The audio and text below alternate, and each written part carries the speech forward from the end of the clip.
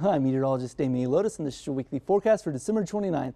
Well, I hope you're enjoying these temperatures in the 40s because winter weather is on the way to close out 2014. But right now, 43 degrees in Oklahoma City. Winds have started to pick up from the north, so it feels more like 36 outside with that wind chill. Now, let's take a look at temperatures across the rest of the metro. 41 degrees for Edmond, Midwest City, 41 down in Norman, 39 in El Reno, and 41 degrees for both Okarche and Kingfisher. Now, as you zoom out to take a look at temperatures across the rest of the state, this is where we're going to start to see that cold front make an impact on those temperatures. 39 degrees for Enid, 36 for Alva, Woodward, and 31 out in Guymon. But as the night goes on and this cold front moves through, this is going to drop lows tonight into the teens for a majority of the state. 18 degrees for the overnight low in Enid, 15 for Alva, 13 in Woodward, and look at Guymon down in the single digits tonight. Now, with these winds gusting from the north about 20 miles an hour, that's going to drop a majority of the state into the single digits tonight as far as the wind chill values go. But for Oklahoma City, we will get down to an overnight low of 23 degrees. But like I said, with those wind chill values in the single digits, make sure those kids are bundled up as they're heading out the door tomorrow morning for school, because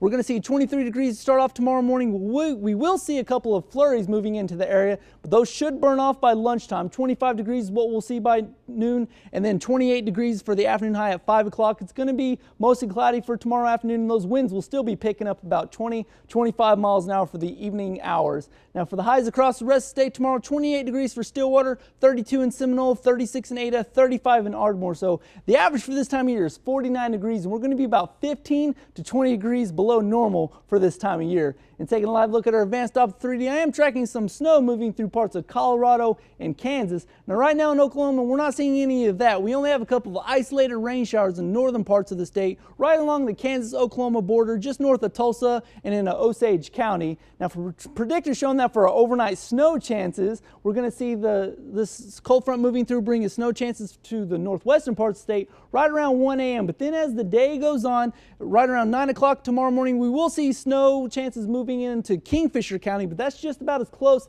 as it's going to get for us, because as the day goes on, this should start to burn out. So we're only going to see some isolated flurries and then some cloud cover for majority of central Oklahoma. Now, just how much snow are we expecting to see with this? Well, with this area right here shaded in white, we're only going to see about a half an inch of snow stretching from Ponca City down to Clinton, Hobart, and then for parts of northwestern Oklahoma, Woodward, the Panhandle, we'll see about an inch of snow between now and then into tomorrow morning. Now, for precipitation chances for the rest of the week, 20% chance of flurries starting on Tuesday. Wednesday is going to be the dry day of the week, but then as we get into Thursday, they do pick back up. 60% chance of some ice on Thursday, 80% chance of a mix on Friday. So it's looking like Friday's going to have the highest precipitation chance, and then also a 60% chance of a mix on Saturday. So as Friday and Saturday gets here, the temperatures should warm up just enough to where we will see primarily rain with a couple of isolated snow flurries mixed in with it. But taking a look at your Friday morning impact for the roads, we do have a moderate risk right here of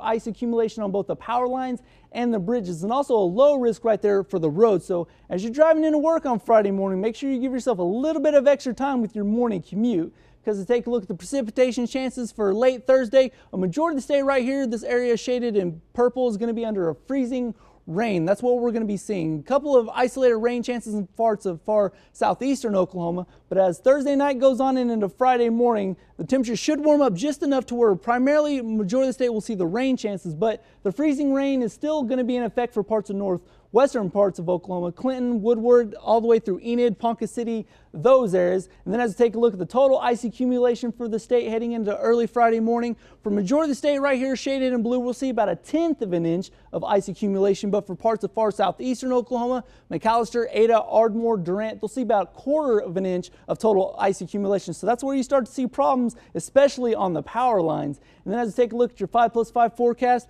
28 degrees for tomorrow, 25 on Wednesday. We'll stay in the 20s for the next couple of days, but as Thursday gets here, that's when the rain chances return to the forecast. 60% chance on Thursday, 80% chance on Friday, 60% chance on Saturday. So as Friday and Saturday gets here, these ice chances should start to move into about a rain-snow mix. And then rounding out the weekend, getting into Sunday and right into early 2015, temperatures should return to the 40s, and they'll stay there getting into early next week. And you're up to date with the latest First Alert forecast.